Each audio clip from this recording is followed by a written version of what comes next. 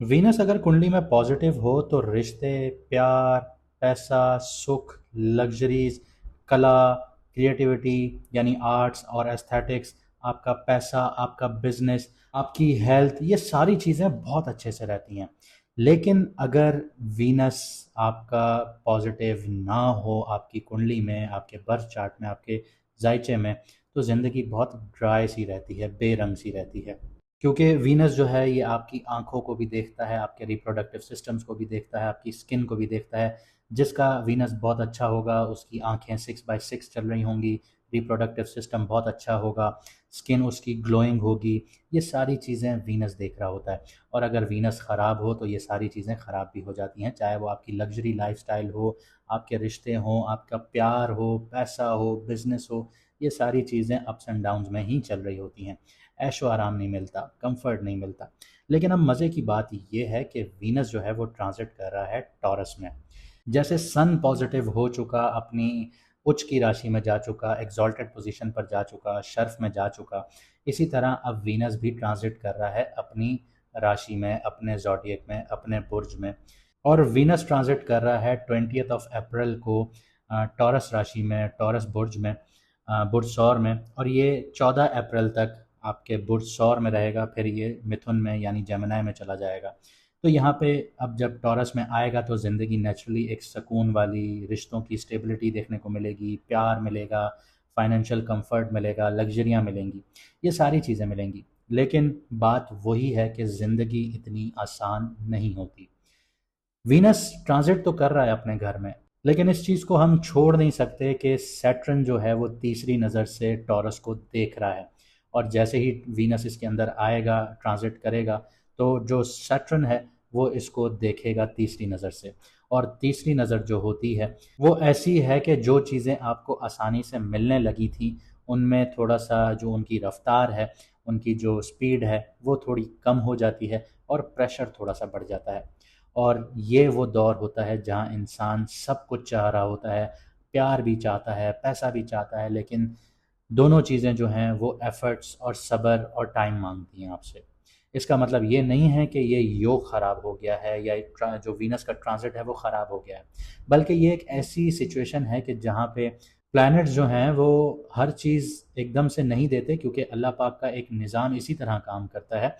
तो यहाँ पे जो प्लैनेट्स हैं अल्लाह पाक की तरफ से आपको थोड़ी-सी, एक ये समझ लीजिए कि टेस्ट का जो प्रिपरेशन है, आपको पहले प्रिपरेशन करवाएगा कि आपने पहले तैयारी पूरी करनी है, फिर आपको वो सारी चीज़ें मिलेंगी कि आप आगे जाके इसको हैंडल कर पाएँ। आपके पास जो पैसा आ रहा है ऐसा ना हो कि आ जाए और कल आप उड़ा दें। आपको पता होना चाहिए कि उस पैसे की वैल्यू क्या है, वो किस, उसकी कदर क्या है, उस प्यार की कदर क्या है, उस इंसान की कदर क्या है, ये सारी चीज़ें आपको यहाँ पे अब सीखने को मिलेंगी। लेकिन वो सारी चीज़ें आपको मिलेंगी भी सही। तो हम देखते हैं कि इसका इम्पैक्ट आपके ऊपर क्या आ रहा है, क्योंकि हर बुर्ज, हर ज़ोडिएक, हर राशि का जो प्लेसमेंट है टॉरस की वो अलग-अलग होती है। तो उसके हिसाब से देखते हैं कि आपके ऊपर क्या इम्पैक्ट आ रहा है। लेकिन उससे पहले मैं ये बताना चाहूँगा कि जिन लोगों को अपना मून साइन नहीं पता, वो कमेंट सेक्शन में अपनी ओरिजिनल डेट ऑफ बर्थ लिखें, आपको आपका मून साइन बता दिया जाएगा। इसके अलावा जो लोग अपॉइंटमेंट लेना चाहते हैं वो जल्द से जल्द अपना अपॉइंटमेंट बुक करवा सकते हैं, क्योंकि हमने अपनी फ़ीस जो है, मैडम एस्ट्रोलॉजर एन बख्श और मेरी फ़ीस जो है वो 50% हमने ऑफ कर दी है और लिमिटेड स्लॉट्स अवेलेबल हैं। तो आप लोग जल्द से जल्द अपना अपॉइंटमेंट बुक करवाइए, ताकि आपको आपका डिटेल्ड एनालिसिस पता चले, आपको आपकी रेमेडीज़ पता चलें, ज़िंदगी की मुश्किलात आपके लिए हल होना शुरू हों। और जिन लोगों ने सब्सक्राइब नहीं किया हुआ वो सब्सक्राइब ज़रूर कर लें, क्योंकि जब हम लाइव आते हैं ताकि आप 1 टू 1 सवाल हमसे पूछ सकें, तो सब्सक्राइब नहीं करेंगे तो आप वहाँ पे सवाल नहीं कर पाएँगे। आइए शुरू करते हैं, देखते हैं कि आपके ऊपर वीनस के ट्रांजिट का इम्पैक्ट क्या आ रहा है, आपको कहाँ पे प्रिकॉशंस लेने हैं और कहाँ पर खुल के खेलना है। तो अगर आपका मून साइन एरीज़ है यानी मेष राशि है यानी बुर्ज हमल है, तो वीनस ट्रांजिट कर रहा है आपके सेकंड हाउस में। सेकंड हाउस का सीधा-सीधा मतलब इतना सा होता है कि पैसा, सेविंग्स और सेल्फ वर्थ, यानी करियर, बिज़नेस और फाइनेंस के हवाले से देखें तो जो वीनस है यहाँ पे नेचुरली पैसा लेकर आता है। अर्निंग अपॉर्चुनिटीज़ बढ़ेंगी आपकी, क्लाइंट्स डीलिंग इंप्रूव होंगी आपकी, कम्युनिकेशन से पैसा आएगा। लेकिन याद रखिएगा, जैसे मैंने आपको बताया कि सैटर्न यहाँ पर है, तो फ्लो को स्लो कर देगा, मेहनत बढ़ा देगा, इम्पल्सिव डिसीजंस को रोक देगा। तो रिजल्ट इसका क्या होगा कि पैसा आएगा पर धीरे धीरे आएगा, स्टेबिलिटी बनेगी, लेकिन डिसिप्लिन जो फॉलो करेगा उसके लिए बनेगी। क्या करना है आप लोगों ने यहाँ पे, आप लोगों ने ये करना है कि लॉन्ग टर्म फाइनेंशियल प्लानिंग करनी है, बजटिंग करनी है, सेविंग हैबिट्स बनाइए, अपने स्किल्स को मोनेटाइज कीजिए, जैसे आपकी आवाज़ है, आपकी कम्युनिकेशन है, कंसल्टेशंस हैं, इस चीज़ को आप अपना मोनेटाइज कीजिए, इन चीज़ों से पैसा हासिल कीजिए, यहाँ पे आपको वीनस बहुत सपोर्ट करेगा। अवॉइड आप लोगों ने जो करना है वो ये है कि जल्दी पैसा कमाने के लिए जो लोग शॉर्टकट्स करते हैं वो चीज़ आप लोगों ने अवॉइड करनी है, क्योंकि सैटर्न देख रहा है। अननेसेसरी लग्जरीज पर स्पेंडिंग आप लोगों ने रोकनी है, इमोशनल स्पेंडिंग्स आप लोगों ने रोकनी है। ये चीज़ें आप लोग कर गए तो आप लोग अपने करियर में स्टेबल होना शुरू हो जाएंगे। आगे बढ़ते हैं, स्टॉक का क्रिप्टो और लॉटरी की बात करते हैं। यहाँ सबसे ज़्यादा लोग गलती कर जाते हैं, क्योंकि वीनस को सेकंड हाउस में समझकर बहुत ज़्यादा लोग सोचते हैं कि बहुत पैसा आने लगा है। वीनस यहाँ पे बहुत ज़्यादा टेम्पटेशन बढ़ाता है, और इन्वेस्ट करो और कमाओ, ये वाली सिचुएशंस रहती हैं। लेकिन सैटर्न यहाँ पर देख रहा है, रिस्क को समझ कर आप लोगों ने स्टेप लेना है, कदम बढ़ाना है। और एट्थ हाउस की जो एक्टिवेशन है आप लोगों की, यानी स्कॉर्पियो की, तो वो आपको हिडन लॉसेस भी दिलवा सकता है। सडनली अप्स एंड डाउन्स भी देखने को मिल सकते हैं। आपकी जो ग्रीड है, लालच है, वो डायरेक्शन अगर आप लोगों ने उसकी ले ली तो ये आपको पक्का नुकसान की तरफ ले जाएगी। सिर्फ कैलकुलेटेड रिसर्च बेस्ड इन्वेस्टमेंट्स कीजिए, लॉन्ग टर्म सेफ ऑप्शंस खेलिए, डाइवर्सिफाई कीजिए अपनी इन्वेस्टमेंट्स को।